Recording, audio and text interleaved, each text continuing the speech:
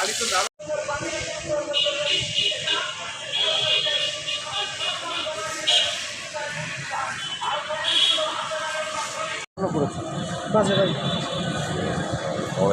মোহাম্মদ ইউসুফ আলী, পরিচালনা কর্মকর্তা, Barishal city corporation.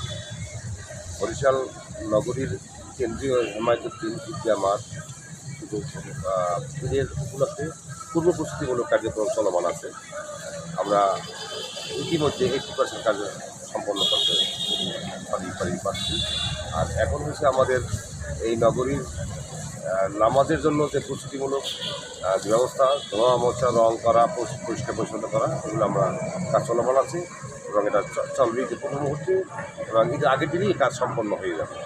ঈদের মাঠে নামাজের জন্য সার্বিক প্রস্তুতি, নিরাপত্তা এবং ঈদের জন্য যে নামাজের সুব্যবস্থা, উপরে ছাইনি দেওয়া আছে, ঝড় বৃষ্টি হলেও কোনো সমস্যা হবে না এবং মহিলাদের জন্য আলাদা প্যান্ডেলের ব্যবস্থা করা হচ্ছে। মানে ঈদের নামাজের জন্য যতটুকু দরকার ইনশাআল্লাহ সব কিছু নিশ্চিত করা হয়েছে। ঠিক আছে, চমৎকার।